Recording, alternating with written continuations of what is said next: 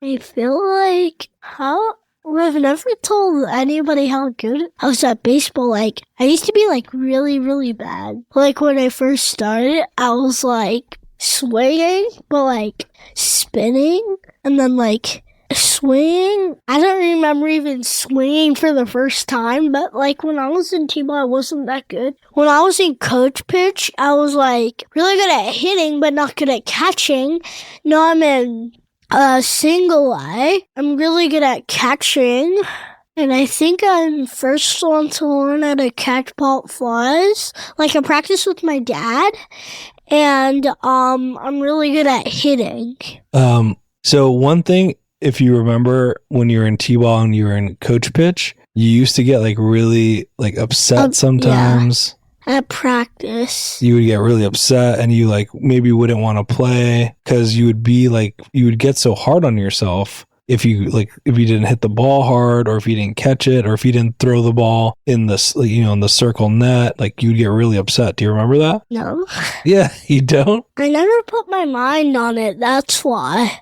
And what I always tell you is like you have to calm down. You have to control your emotions, right? I know. And I told you it's really hard to do it. I know. Well, that's kind of part of sports is it's really hard. Sometimes the physical part of just hitting the ball and throwing the ball, that's the easy part. Sometimes the hardest part, what I always tell you. Mindset. What's that? Like your mindset. Your mindset, yeah. So like it's like I don't know.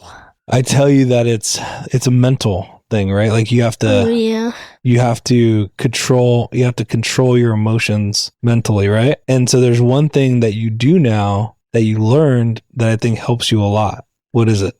Deep breaths. Yeah. So like sometimes I see, actually all the time, when you go up to the plate, you like get set and then you go, right? Yeah. What does that feel like after you take a deep breath? I feel good. Tell me. So you take a deep breath. Yeah, and it really helps. I could now I know how to like contact the ball, do stuff that. But after you take a deep breath, does your body like relax and then you feel like you're able to focus more? Yeah, and I probably like believe in myself to hit, like I can hit the ball, like I can do it, even though I'm not really saying it in my mind. I could probably like have that feeling. Yeah, well, that's interesting you said. So you believe in... So then like I believe in myself. So like, and the teams, when they throw a lot of balls. But tell me about like who told you to believe in yourself. I don't know if I ever told you that before. Sometimes I just teach myself stuff. Oh, that's cool. I think I've told you this once or twice. Hi, Let's Ride listeners. It's your friend Paul Estrada. If you've gotten any value out of any of the episodes, I'm here to ask you to pause this episode and take a moment to subscribe to the show wherever you're listening to this podcast. If you're a real go-getter, please take a moment to leave a review of the podcast. I'd be indebted to you forever. Thank you for supporting and listening to the show and for going on this journey with us. Pause, subscribe, and let's ride. Our guest today is a Harvard-trained physician who specializes in physical medicine and rehabilitation with a particular focus on optimizing human performance through regenerative medicine, nutrition, and mind-body exercises. He helps people manage chronic pain while minimizing or eliminating dependency on medication. Instead, he teaches powerful, simple tools that can help calm the nervous system, manage pain, and heal using the mind-body connection. His work has been featured in top medical journals, and he's here with us today. I'm excited for our guest, Dr. Mauro Zappaterra.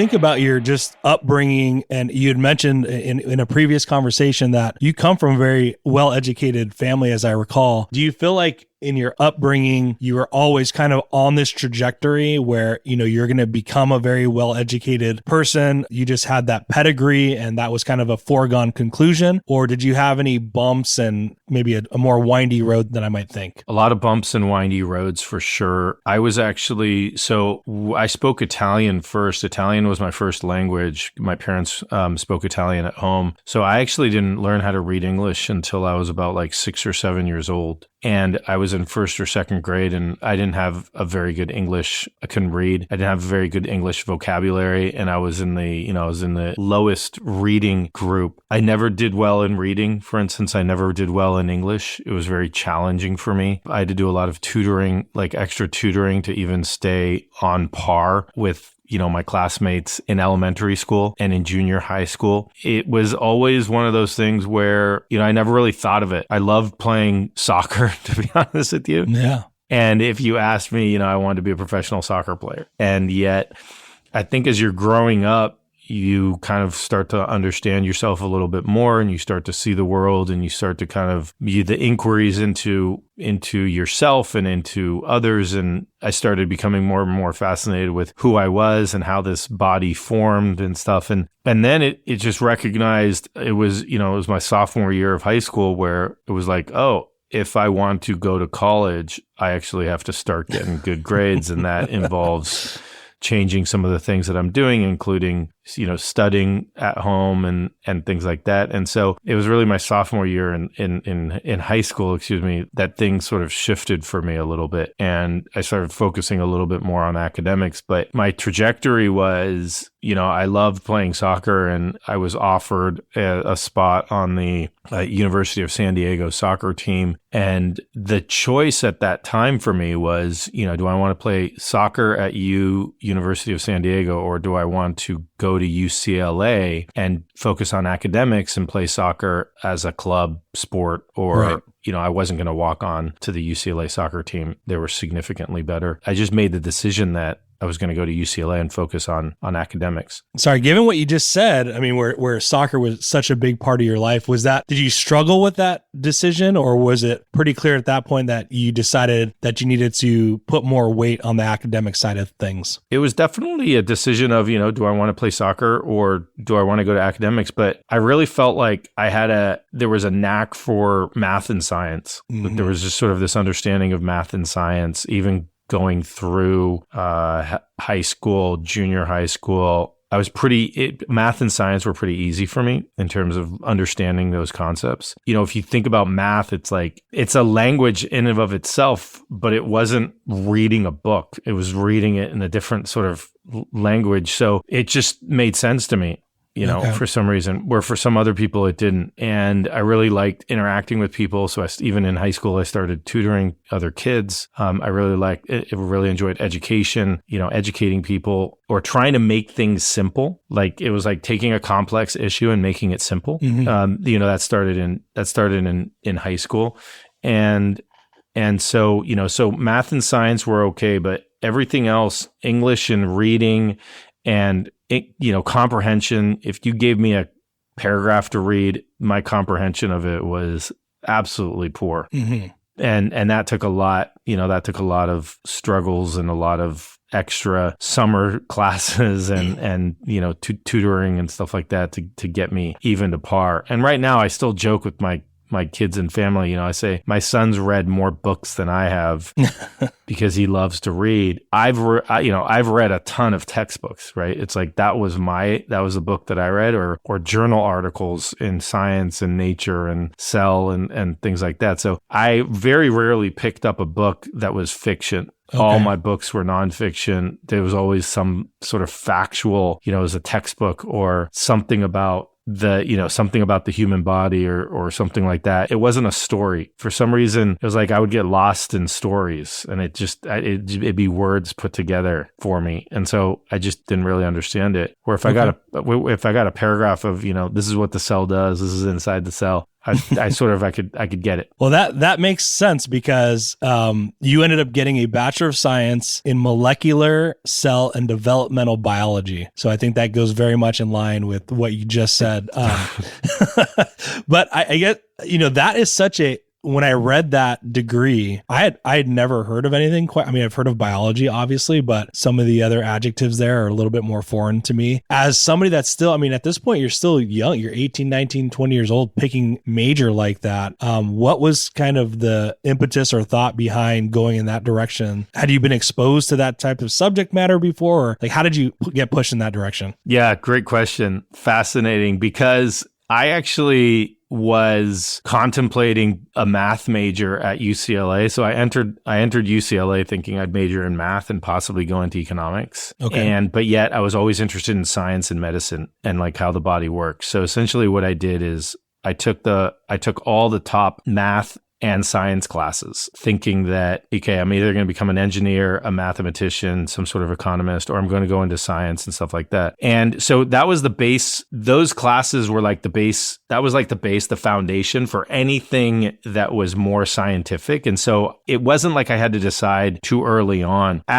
So I get that from like a technical perspective. What I'm getting back to just like from a broader perspective of, again, just simplifying it, which is you're trying to answer, you are fascinated by extremely complex questions. And what I'm telling you is, and maybe that's just your pedigree and your education and how you were built. I think for a lot of people out there, they would come up against a subject like that, or maybe read an article about it and just say like, well, that sounds cool, but that sounds really complicated. And that sounds like a pretty daunting task. And they just wouldn't even like begin to even want to touch that with a 10-foot pole. They'd say, look, I'm going to leave that to the smarter people, but I'm going to go over here and do my thing. So I think my question for you is just a broader sense of like tackling a challenging problem. Like, how do people overcome this idea of just like, that's too complicated, that's too this, like maybe becoming fearful of it and just saying, no, I need to overcome this and like push my personal boundaries and go do this. Does that make sense? Absolutely. Yeah. Absolutely. I honestly think that the majority of the time when you come up to the problem, I think that the solutions that you want are too big. It's almost like, okay, I want to figure out, how a cell goes to, how let's say how one cell becomes an organ, right? We haven't even figured that out yet, right? So let's figure out how one cell becomes two cells, right? And yes, I want to get there, but that might take an entire lifetime, and it might not even be done in my lifetime, but that doesn't matter to me. What can we do? Right. And work on kind of knowing and understanding what I can do. Well, can I understand how one cell becomes two cells and what is the mechanism that is in place there? Right. And then once I understand that, who else is working on other sort of, situations or whatnot. So it's really about not only understanding the problem, but what, based on what we have available to measure, changes or to ask the question or, whatever it might be, how can we measure things that we can actually say make a difference, are important? And so looking at that, kind of bringing it down to the minimalistic and saying, okay, what can I look at? Now, the problem with that is that we're not minimalists, right? The human body is the human body is a very complex. And so you always in the back of your head, you want to keep this structure. This is working in a grander scheme of things. Yeah. And, keeping that in mind. So I think I want to take what you just said and make sure I understand this, which is you can face a complex problem, and the complex problem on the surface could seem daunting and overwhelming. But if you start to break that down into smaller bite-sized pieces, it becomes less overwhelming. So now instead of focusing on how does an organ get to be an organ, it's like, okay, but that's like 30 steps ahead. Let me go to step 1 and solve step 1, and then step 2, and then step 3, and then you solve the problem as a whole. And I'm going to just like, again, overly simplify things. And maybe this is silly, but just thinking about this podcast, okay? And this actually came from my brother. Okay. When I was thinking about starting this podcast, I was thinking about the end state of this podcast, which is I'm going to have thousands of listeners. I'm going to have a website. I'm going to have sponsorships, blah, blah, blah, right? All the things that you see from like the top 1% of podcasters. Well, that like stopped me from pursuing podcasting for like 8 or 10 months because I was just like, the thought of what it would take to get there felt way too overwhelming. And he's at my house one day and he's just like, yeah, but like you're thinking like way too many steps ahead. Go back to the beginning, like make a logo, like get a logo started. Okay, do that. What platform are you going to use to record the podcast? What type of equipment? And start answering these questions one by one and eventually get some momentum going. And then you'll get to step 30, but you have to start at step 1. And so maybe I'm not the only one that as a human being, we look at the end state of where we want to get to, and then we see that that's way too overwhelming. So we don't even start, as opposed to saying, hey, like that's great that you're ambitious and you want to get to step 30, but you can't skip 1, 2, 3, 4, 5, 6, etc. So that's my oversimplification of trying to interpret what you're saying. Is that? Yes.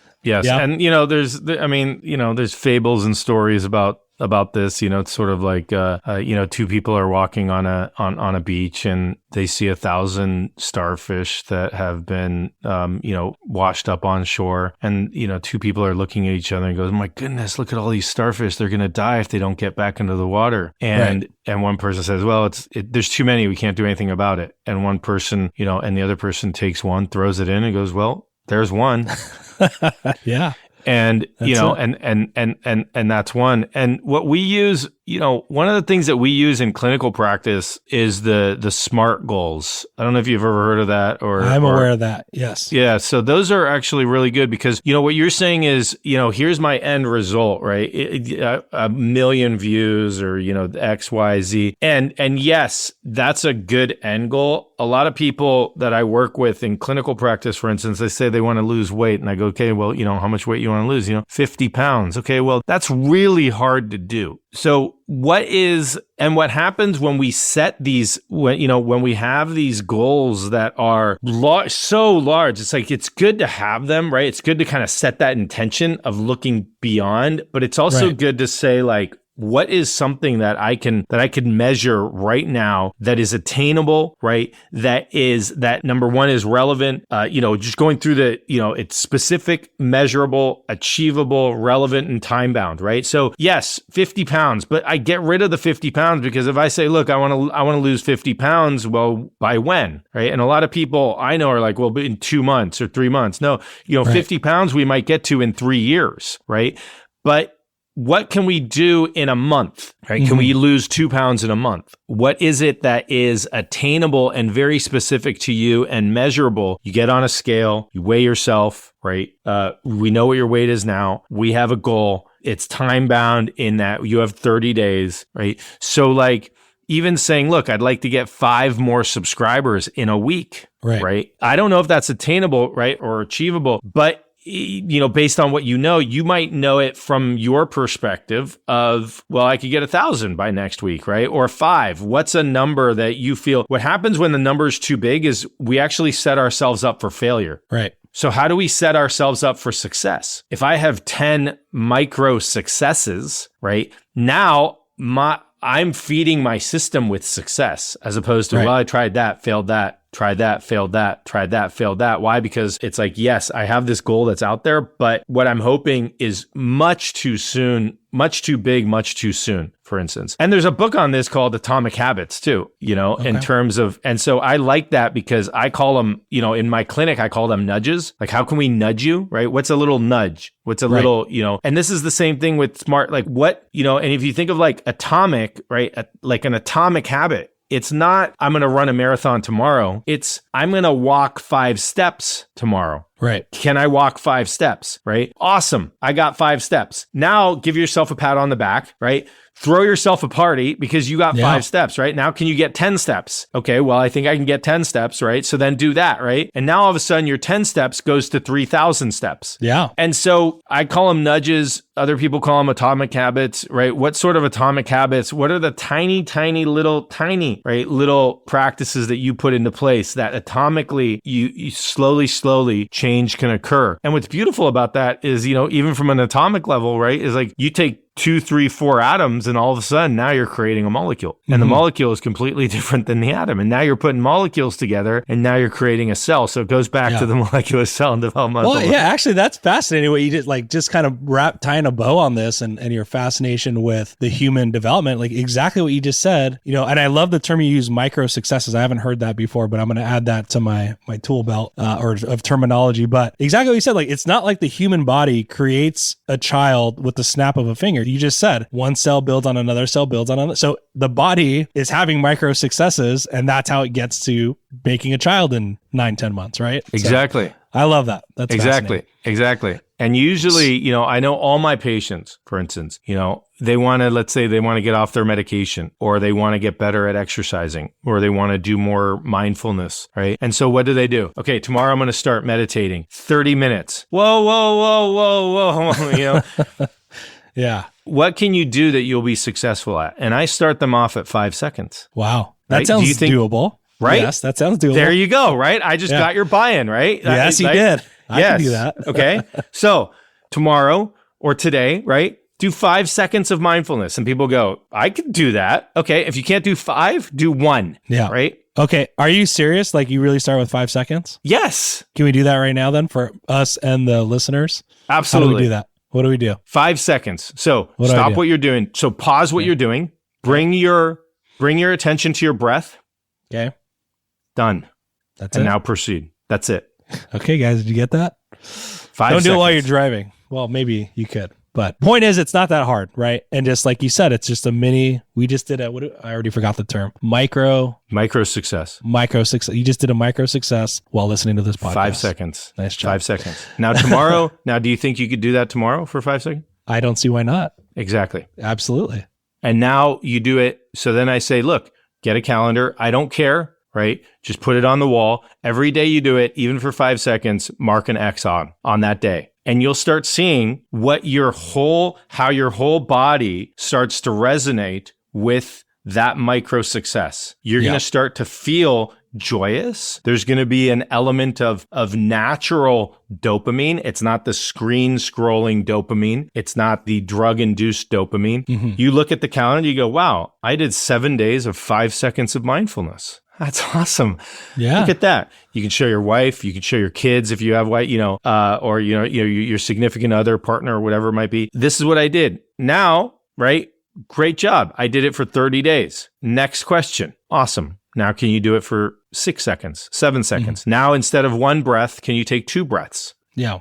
Right? Whatever it is. I think I could do that, right? I'm not going to 15 minutes of mindfulness. I'm not saying tomorrow you're going to do 15 minutes of mindfulness. You kidding me? I'm setting you up for failure. I'm going to set you up for failure. Okay. Right. And so that's what we do. That's our strategy, and we get buy-in. And when I tell people, I don't want you thinking a month from now, I want you thinking 2 years from now. They go, that long? You go, yeah, that long. You'll be shocked. And they go, you know what happens? Their whole body relaxes like, oh my God, I think I could actually do that. Well, good. But what can we do now in the next week? What implementation, what plan can we put that's achievable, that's measurable, that, that we know that is going to have 99.9% chance of succeeding? That's what I want to come up with. And I think, the one I just thinking of as you were saying that was 2 years might sound like a long time. And as soon as you said, I'm like, that's a long time. But if you think about it as a percentage of the average person's lifespan, you're talking about what, 2%, less than 2%? Yeah, probably. I'm not very good at math, but a little bit more than a little bit more than 2%. Yes, but you see, so a little bit more than 2%. And when I at least from the way my brain thinks, that seems like that's not that much time. Yeah, 2 years, 2 years, but 2 years over your life is like very, very little. Right. So love that. And so I want to get into a little bit of what you do at your practice. And there's phrase or some words that stood out to me that I want to dive into. And that is, you say non-pharmacological, I'm going to try to say this correctly, non-pharmacological, non-interventional pain management. So it's a lot of words there, but if you could start to just break that down for us and give us a better sense of what you're trying to do with your practice. Yeah, so I run our multidisciplinary programs here in Los Angeles, and I work with people who have chronic pain. And what I do is I try to get people off of medications. We don't use medications. I don't use, I don't perform procedures per se. If people need procedures, I refer them to others who do the procedures. If you need surgery, some people do need surgery. And so we refer to the people who do surgery. And so what we've learned in pain management, is pain management is super complex, super multidimensional problem. And so we work on everything from physical therapy, exercise, body movements, how your body is moving, cognitive behavioral therapy, stress reduction, balancing the nervous system, balancing the parasympathetic and the sympathetic nervous system, and really empowering people to not only make smarter decisions for their own care and their own pain, but get them off of medications that have side effects that might be actually inhibiting their progression towards improved function, and getting them to be able to move better and function better. So we don't focus on pain, we focus on function. And so I don't use, if I need to, we prescribe medication, but our whole programs are trying to get people off of medications. We don't use medications. We don't use injections. We want to try to get people away from those sorts of interventions if possible, and really focusing on strengthening and balancing and moving their body better, as well as their mind, and that whole, mind-body connection. Well, I think a lot of us have been kind of conditioned to the medication. I mean, it's a huge topic and we don't get too deep into that. But that being said, I just think, there's definitely a huge push for medications, and then people getting addicted to medications as a result of that and things like that. So it's fascinating that you're taking this approach. And what I think I heard from you is that medication is more like, this is a last resort, not a first resort. Is that accurate? Absolutely. That's how you think about it? And Absolutely. So can you help maybe people understand that don't know, like myself, like the power, I don't know if it's the body, the mind, and what like people are missing in general medicine, that we should be looking at things a little bit differently, and why we should be looking at it differently? How much time do we have? Let's just go with it. Let's see. Yeah. So I try to educate a lot of primary care docs. I give lots of talks to insurance companies and stuff like that, really trying to kind of change the language around these sorts of things. Because if you think of pain, so pain is very important. All right. Acute pain is very important. Acute pain is pain that happens suddenly. Right. You break your arm, you have a chest pain from a heart attack, you're wrestling with your friend and, they put you in a half Nelson. You're like, all right, I got to tap out. I can't, you're tweaking my arm too much. But you tap out because you feel the pain. You actually feel something that's going to happen. If they keep on going beyond that motion, it's going to snap, whatever it might be. If you put your hand over a burning stove, very important, pull your hand away, right? So it's a very, very, very important danger signal. Danger, danger, danger, danger, danger. That's acute pain. That's the pain that's happened suddenly, right? Yeah. When you do have pain, it's a very important protection mechanism. So evolutionarily, pain is actually designed to help protect you. If you think about every single pain that you've had, you've changed what you're doing. It's some sort of, whether you're sprained your ankle or you have back pain lifting something, you probably didn't continue lifting it. You put it down. If you sprained your ankle, you took weight off of your ankle. You might have put it in a cast or, used a crutch or iced it or something like that.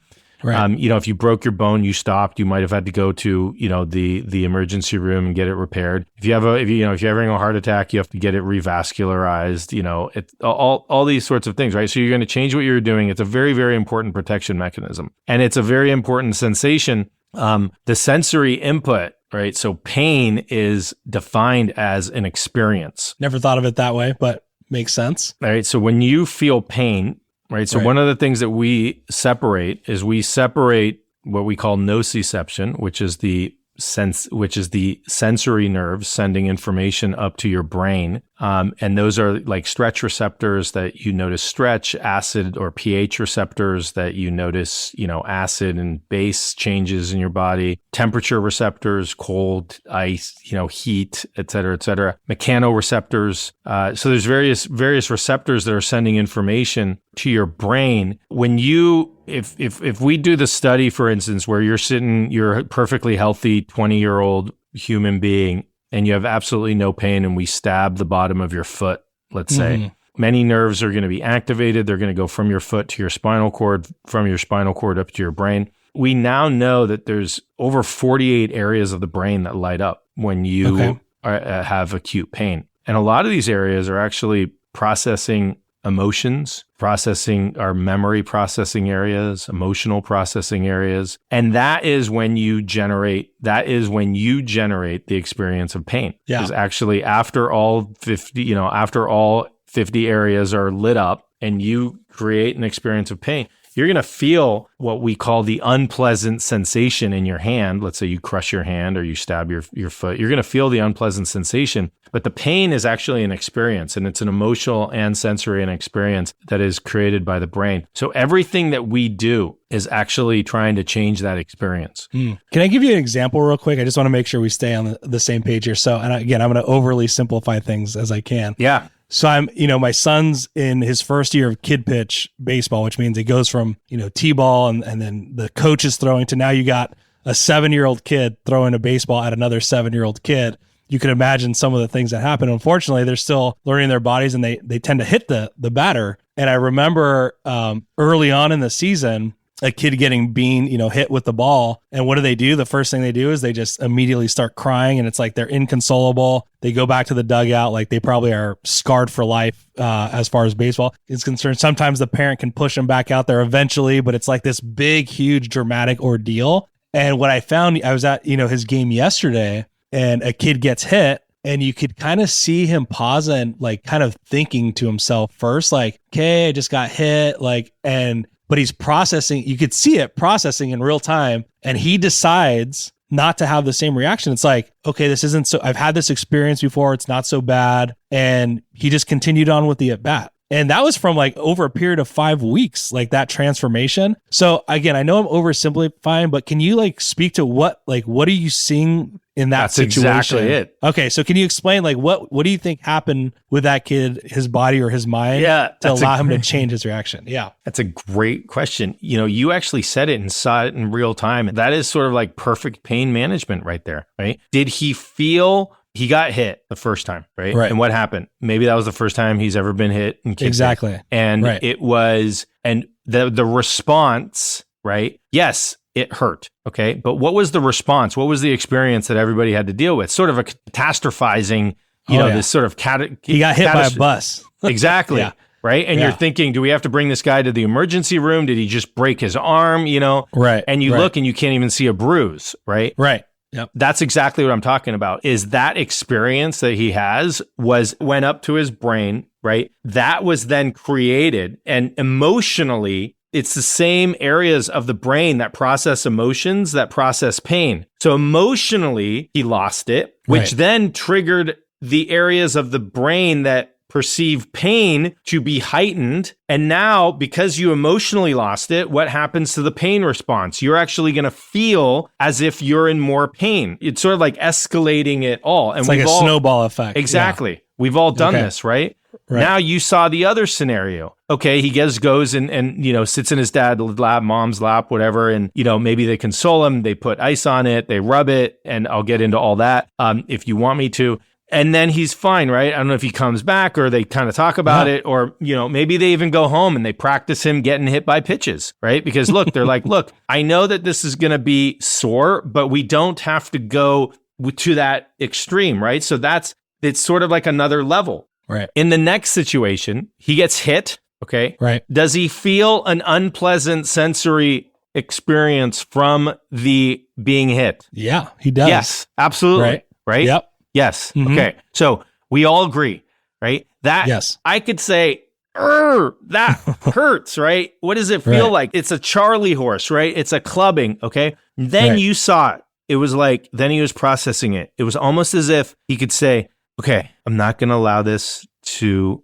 affect me. Yeah. Like this has happened to me before and my arm didn't fall off. So I'm going to be fine. And I'm okay. Right. So is that more like a physical, or is that like that's like training yourself mentally? Yes. That's what it is. That's the entire process, right? Okay. And so where do I go from here, right? Exactly what you said, right? This has happened to me before. It was okay, right? So what is he actually doing to himself? He's talking himself down, okay? The first time it happened, body, ouch, danger. This is, oh my God, I need my dad. This is dangerous. I'm in pain. Okay. Right. Goes to dad. What does dad do? And this, if you're a parent, right? Parents are all pain management experts. Guaranteed. You just don't know it. Okay. Oh, yeah. All right. Yeah. Okay. Because what you do is exactly what the research shows that we should be doing to not allow people to go into chronic pain, right? So what does the dad do or the mom, right? Do they freak out, right? Do they go, oh my God, my kid just got, if they do, what happens to the child? They freak out more. They freak out escalates. more, right? Let's get out of here. We're never coming to baseball, right? When we've seen that, right? We've seen that. Now, is that person ever probably going to come back to like, no, you've just like that Scarred them for situation. life. Exactly. Okay. Yeah.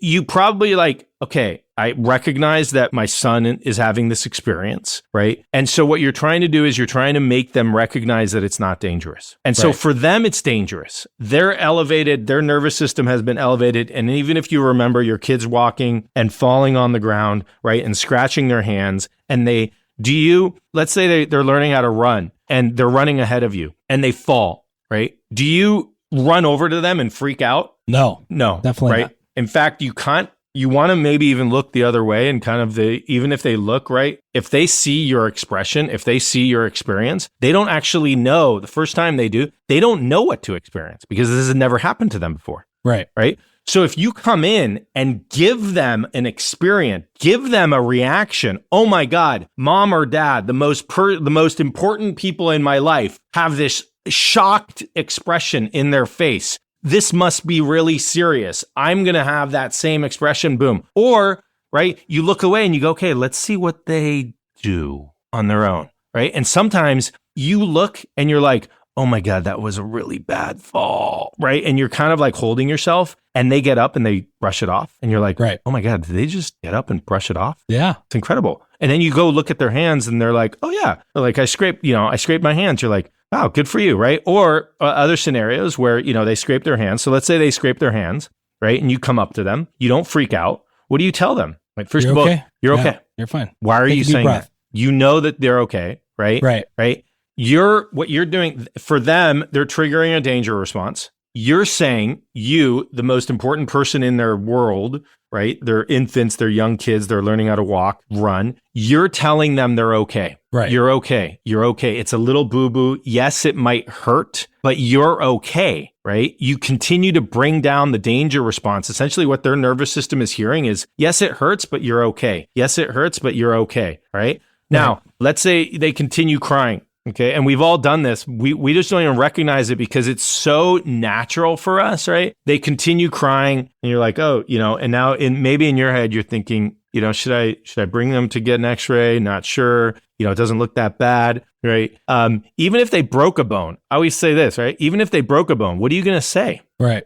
You're okay. Yeah. Yeah. We're going to go to the emergency room and guess what? There are people there who are going to take care of you and you're going to be okay. Even if you have to get a cast, you're going to be okay. It's going to heal, right? You just continuously repeat this. You're safe. You're okay. You're safe. You're not in danger. You're safe. You're okay. We use the words, okay. But let's say they don't have to go to the emergency room, right? And they're still crying. And maybe they didn't sleep well that night because that affects them, or they haven't eaten. So their mood is a little different because of their blood sugar or something like that, right? And they're crying, okay?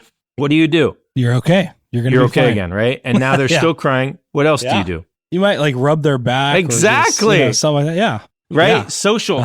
So social engagement, right? So now now you come, right? Maybe you hold them. Maybe you even rub the area, right? Oh, let's rub it, right? Rub the boo-boo, right? Okay, let's rub it. It's going to make it feel better. Why are we rubbing it? Right? Because what we're doing is we're sending signals. Okay. So let's say I injured my arm. Okay. I scraped my arm.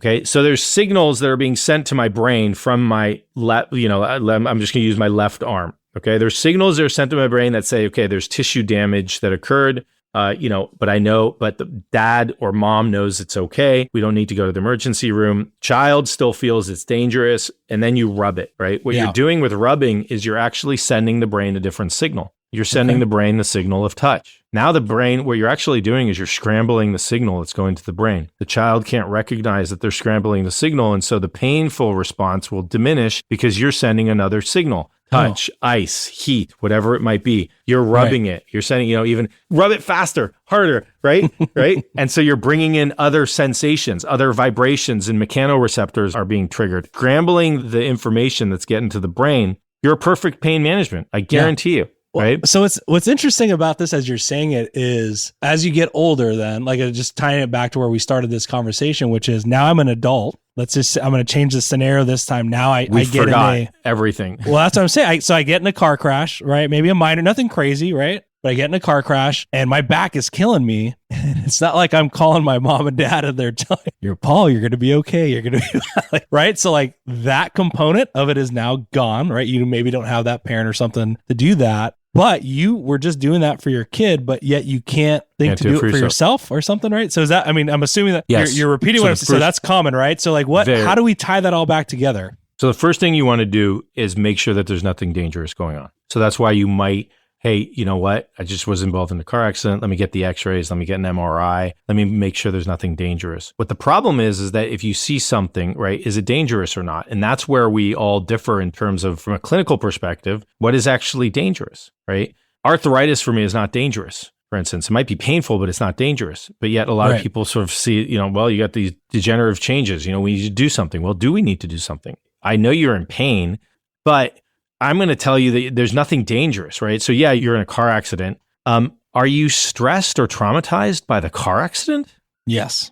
Okay. So what is your nervous system doing? Not only is the pain, you feel the pain. Let's say you do have a strain. We ruled out anything dangerous, right? Okay. Right. So there's no there's no like impinging, there's no spinal cord injury, there's no broken bone or anything like that needs to be repaired immediately. But yet you're still having pain and it's been a couple days and you're still having pain and nobody has asked you about whether or not you're feeling traumatized by the accident or what psychologically is being affected how you're replaying the accident in your mind. And the problem is that emotionally, right? We get into a car accident, we don't even talk about the emotions of the car accident. And so many people are actually traumatized from the car accident. And the trauma, where the trauma is being processed, not only in the body, but in the brain, is the exact same place that pain is being processed. And so if you have unresolved psychological trauma, that's going to be processed in the same areas of the brain that physical pain is. So you might actually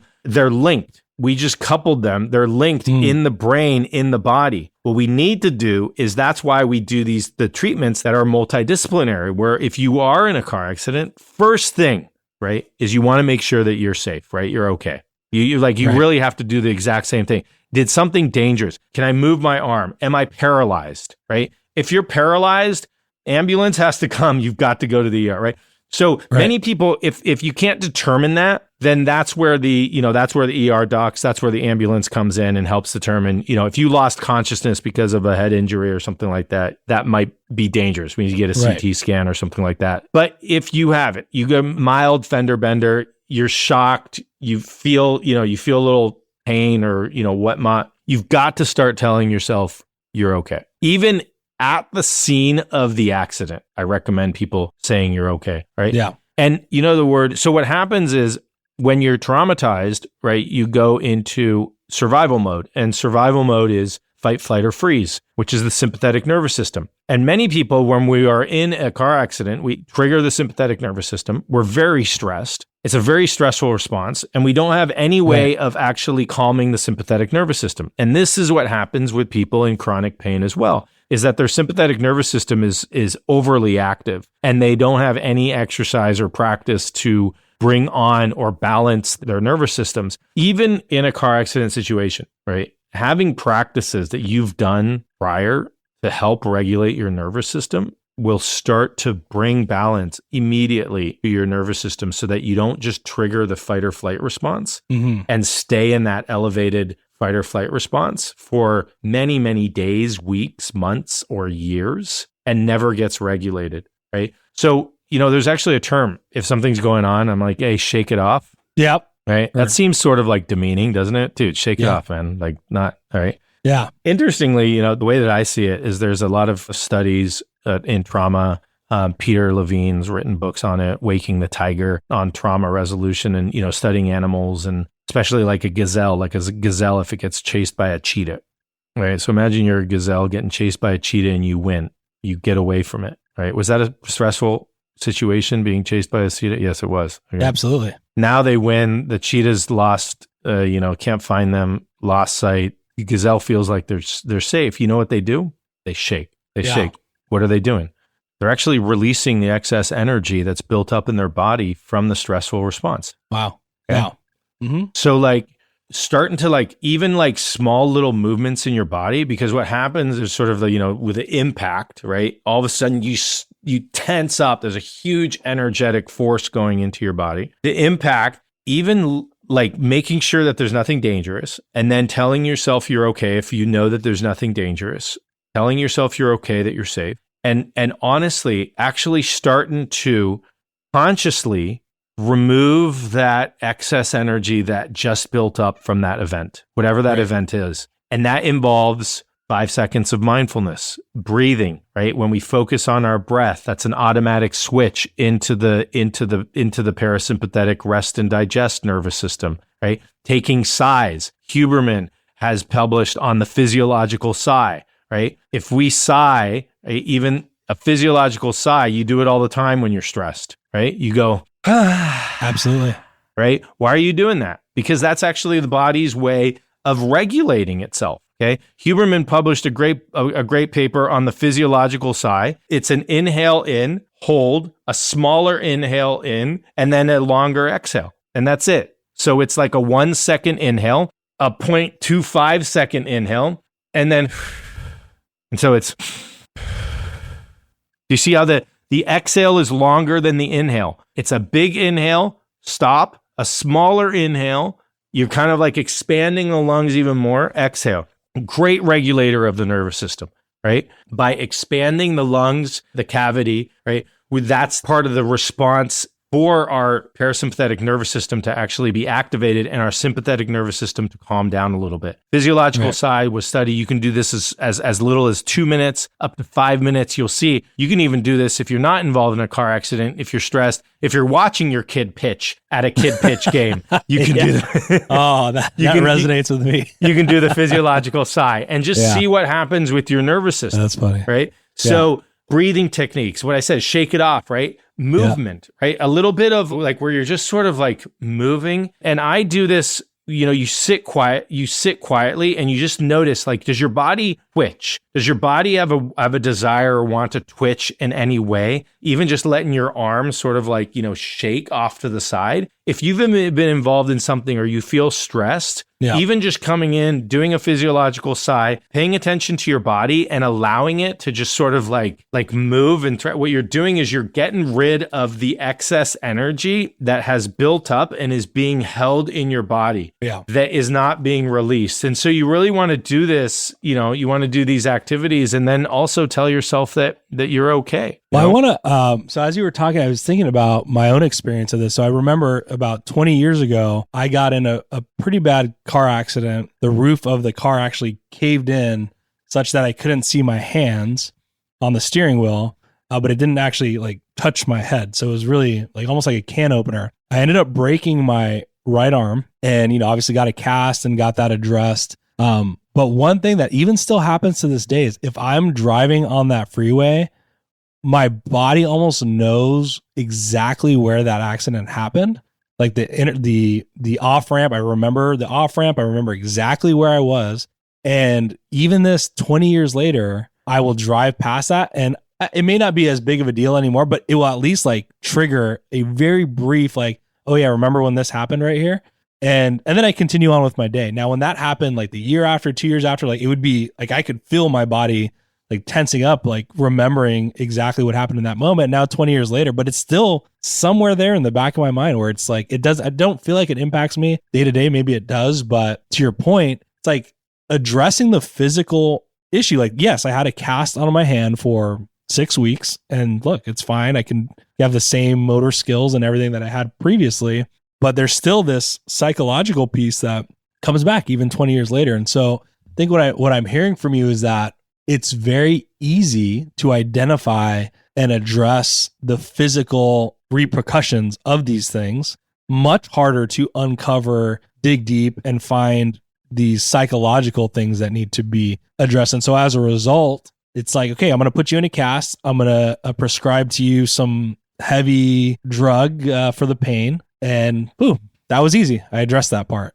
But no one ever talked to me about the psychological part. And I eventually got over it on my own, thankfully, but maybe people don't. And so I guess kind of like just tying this all together, that's basically your approach to this, right? Which is you can't ignore this very important piece of the body, which is the mind. And in fact, that might be, you said, you have to address the physical component and make sure you're physically okay. But once you're past that part, like maybe what people are missing is we're not focusing on the right ways to heal ourselves after that. Does that sum that up properly? Exactly. And it's really a combination of the mind and the body, because a lot of people, even if you had a cast, are you moving that? Is there any restriction in your movement? Are you, when you go and grab something, is there any resistance? Is there any fear of making the movement? A lot of people, even if the physical has been healed, they still have fear in making the movement. And so, just going through somebody and making sure that people understand what, how to strengthen a body part, how to move in a proper range of motion for that body part, but also doing that in a psychologically informed setting where they're also doing practices that is decreasing anything that might be arising in terms of stress, trauma, catastrophizing or anything like that comes up, and specifically doing exercises that look at that bring out those emotions. There might be some emotions that are still waiting to be processed. And so, so that's a really big component of it. So we talk about the emotions, we talk about thoughts, we talk about sensations and all this other stuff, and how to combat it from a multitude of different angles that we're looking at, allowing these emotions to move and come out and be expressed and be fully expressed, and allowing your thoughts, and how do we actually look at the thoughts, even the thoughts around an accident or an injury or, whatever that is. And how are those thoughts coming in today and still activating a circuitry that involves the mind and the body, but then that might lead you to say, there's my pain, right? And it activates you in that way. And so what we want to do is we want to find all those circuits and halt them. Yeah. We've got to redirect them. And we want to redirect them in a resourcing way using all the micro successes, right? Because we haven't so using all the things of atomic habits and things like that, where it's like, look, I know you're not going to be able to lift 100 pounds yet, but let's get you just to lift 2 safely and without you tensing up, even, with 2 pounds, for instance. So that's kind of how we work with it. So what do you recommend? So you mentioned, you've given us a lot of great thoughts and ideas on things that we can do. Where do people get started? So, we've been talking about it in the context of, okay, you had this accident at this moment, but maybe there's people that they have some sort of lingering or they think is a chronic issue. Like, we talk about these micro successes. Where do they get started? And just like trying to uncover what is, I don't know where I'm going with this, but basically like they're, if they want to understand their body and their injuries a little bit better and how to address those, like how do they start? Let me try that. That's a really good question. I'm actually trying to put together a group of physician healers that people can contact that can help people do that. It's like, yes, we know the guidelines and we know all the traditional ways of doing things, but we also think outside the box and try to look at it holistically and comprehensively. I'm not sure there's one place because everybody is so different. Right. There could be so much. Is the first thing to try to do is, and this just comes back to, is find a resource. So a lot of people don't have a resource or don't even know what a resource is, or, use alcohol as a resource, or use food. And so we're obese and out of shape. Unfortunately, I have my own theories about that. Food, when we eat, we trigger the parasympathetic response. And so eating is a way of, we have to digest the food. And so eating is actually a way of trying to balance stress. Alcohol is a way of trying to balance stress. You've got to find a resource. And what a resource is, if you think of like natural resources, and if you think about, your city resources, and if you think about global resources, but what are your resources? Mm-hmm. What are places that you can go in your body, in your mind, or, that help make you feel safer? And that's really where to start. And this might not be in the body yet. It might not be your breath yet. It might be going to the beach and putting your feet in sand or putting your feet in water. It might be going out to nature and going on a hike. It might be spending time with loved ones. It might be, holding a pet or an animal.